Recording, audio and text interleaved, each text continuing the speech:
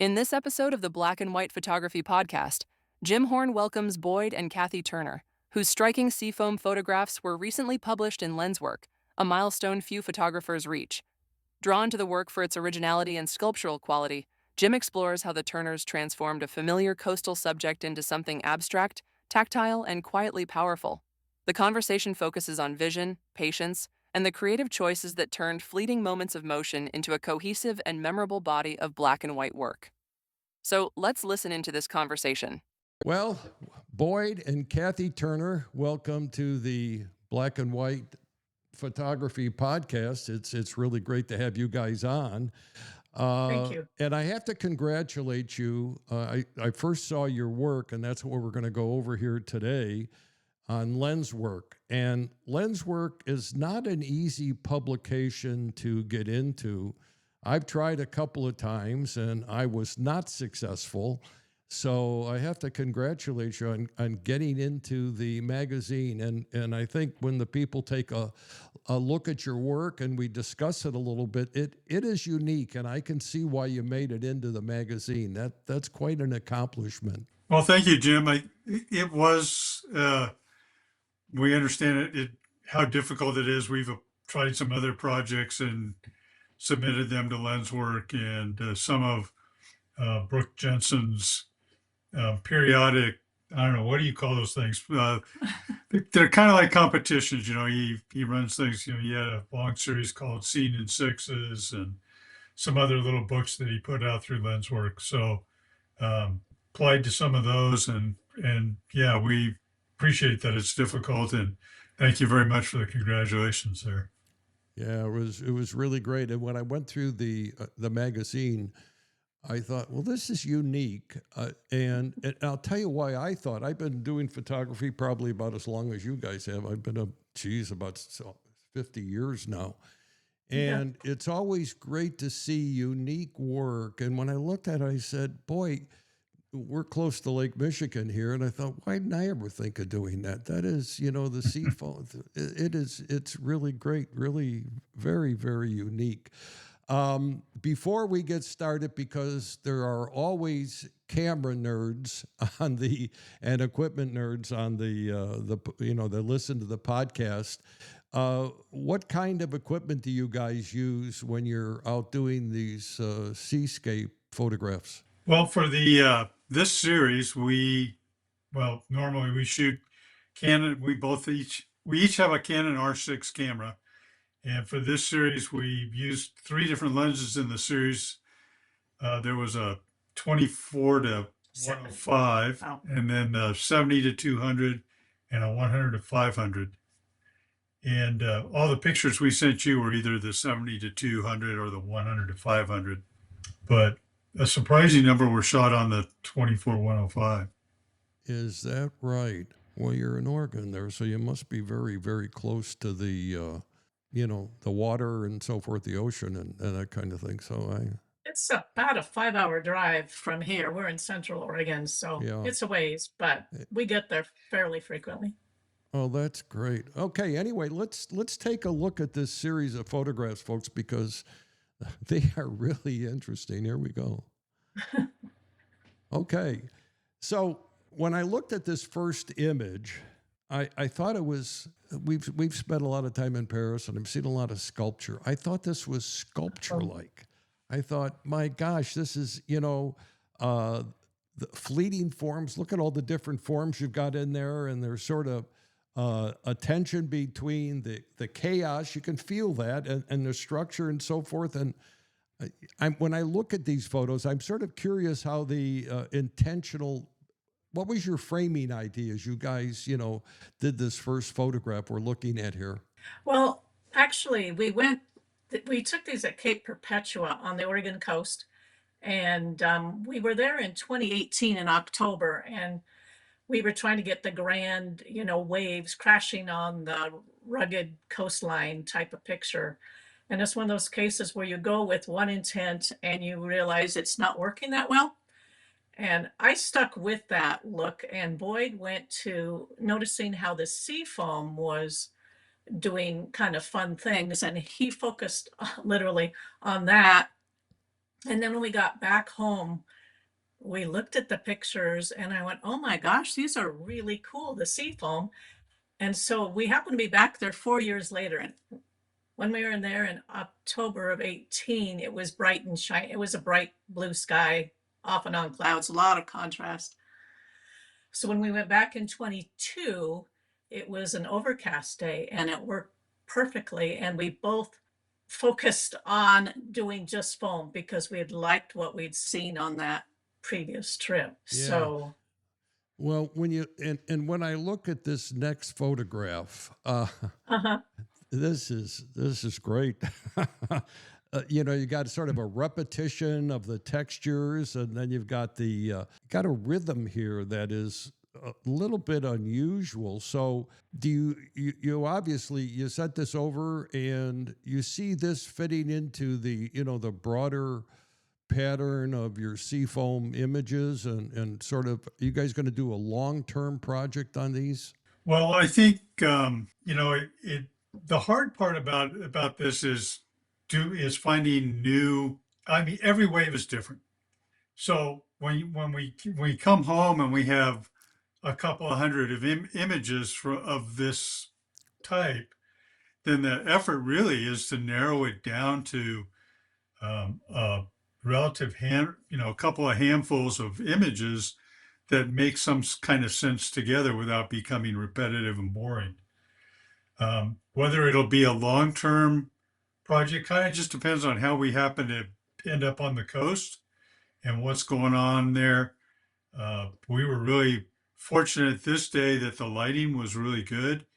We were under a pretty good forecast, under a pretty good overcast that kept the light from being super harsh on the one hand, like a blue sky day would, not too many hard shadows.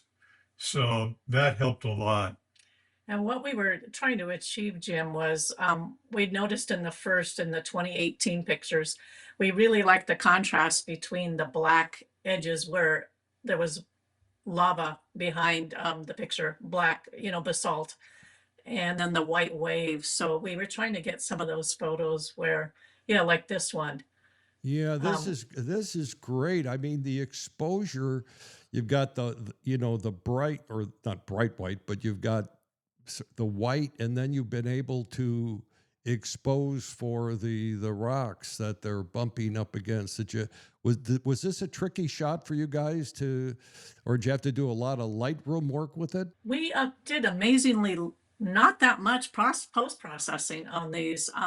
This one came out really well considering the contrast there. But what I loved about it was it looks like molten milk or something, liquid metal, and it was just such a contrast with some of the others where there's so much splatter, that we really liked this one for its kind of simplicity and calm sort of effect. Yeah, it really is. It does have it's very simple. There isn't the chaos in this one like Right. there is in the other ones. The other ones you can almost feel the sea foam, and being on the edge of the beach or by the rocks or wherever you were at shooting this thing. What do you guys use to typically process your photographs? How do you normally Well, do it? Lightroom, Photoshop? yeah, Yep. typically it's Lightroom. Lightroom is always the starting point, I think, for our photographs.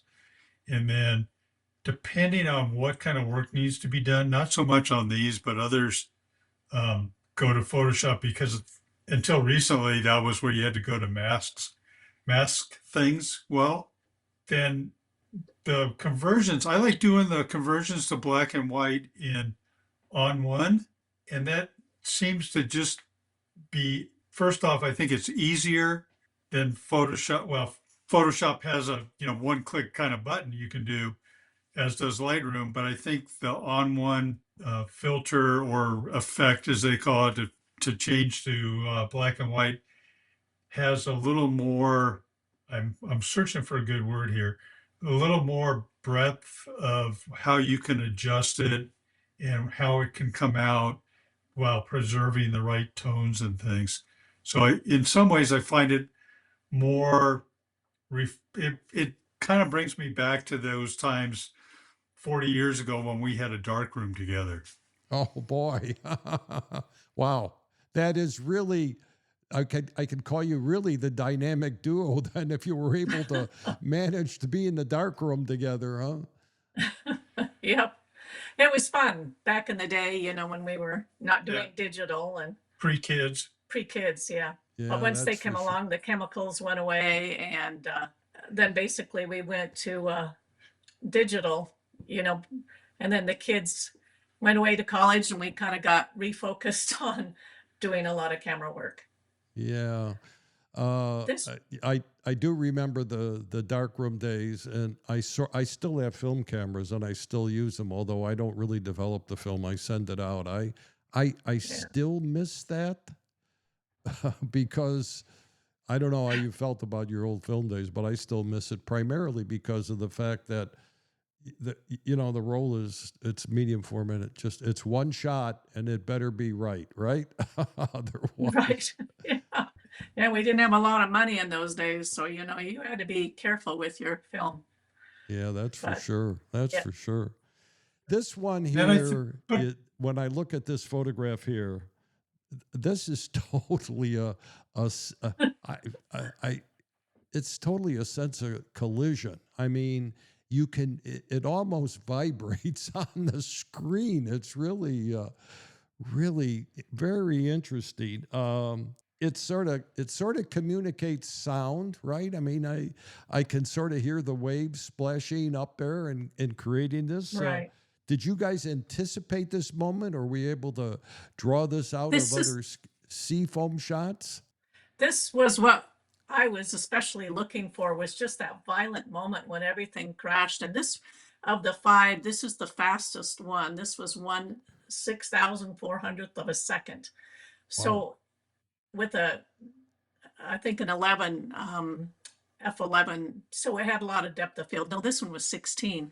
So it had a lot of depth of field, it had a lot of speed, and just trying to capture that violent eruption when the waves first crash. So I was really happy that we were able to capture that in this picture. Yeah, you really did. you, I mean, you can really sense that. Holy. And so finally, go ahead, the way Gordon. these work is there's the there's the calm between the waves, and that one that you showed a minute ago with the rock on the lower edge of the image is how it looks before the next wave comes in, and then you get the breaking wave in the channel, and then behind the wave you get like this picture where the air that's been trapped underneath the foam then bubbles up through the foam.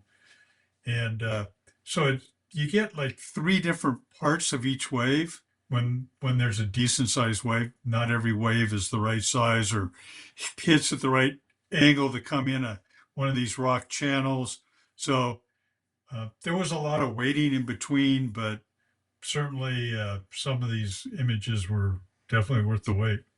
Let's take a look at the last one. And this one I can sense just coming in. It's almost, if there's a decisive moment in waves, this may be it. Yeah, Uh, yeah, what I love the what black on the upper left, the Oh quiet. yeah, the black on the the tones in here that you were able to capture. I mean, you Yeah. go, the old Ansel Adams tone scale. You go up and down that almost perfectly on this one. How did you capture? Was this one of those waves that was sort of coming in before, or Right. This is the wave crashing in that in one of those channels. So the basically take it with high speed shutter, so, what we used to call motor drive. So you're getting lots of frames and trying to pick it out just at the right moment as the wave is curling over and before it kind of crashes and splashes up and splashes on, towards the camera, and trying to just get that right moment. And like you said, it's pretty tough to get it done. We actually yeah, only took 225 pictures this day. sometimes we take thousands of pictures in a day. But yeah, we were just trying to capture these various moments in the motion of the wave. So this was 200, 225 pictures or a Yep. thousand pictures. On I would this, imagine you got to hang around quite a bit to, get a shot like this, right? Yeah, we were there. I don't know. I couple think hours. looking at XF data, I think about almost 3 hours doing this work. And that was the that other thing. We were there in the middle of the day. And sometimes, that can be pretty contrasty. But in this case, because of the overcast, it wasn't. It was perfect. Yeah, the images are really great and extremely unique. I mean, as I said to you earlier in the opening of the show, I was really drawn to these images because you don't see images like this. I mean, and the interesting thing I find, and I'm sure you've been doing photography for a long time. People always say, "Well, where am I going to shoot again next time?" Or where am I going to be? Yeah. And here you've gone out to capture something that's, if you're close to water, it's, splashes up against the rocks, and you've captured something extremely unique here. Thank you. Thank you. Yeah. We've done a lot of work on local streams and rivers, but it's the other direction where, you do the slow shutter speed and smooth the water flow down. And this went the other way where a really fast shutter speed to freeze the action, because that's what this was about trying to capture that moment the waves break and the foam is being thrown around. And I really appreciate you guys coming on the podcast. I appreciate you sharing, the photographs with the photography community, and certainly hope to see more of your work in lens work. I'm sure you guys have been thinking about that. yeah, we have. And we thank you for having us on, Jim. And if anybody wants to go see some more of our pictures, BoydandKathyPhotos.com. Oh, super. I'll put that in the description on the podcast. BoydandKathyPhotographs.com. BoydandKathyPhotos.com. Yeah, BoydandKathyPhotos.com. Okay, super. Well, thank you very much for Thank coming you, on the Jim. show. You're very We welcome. appreciate it. Thank you.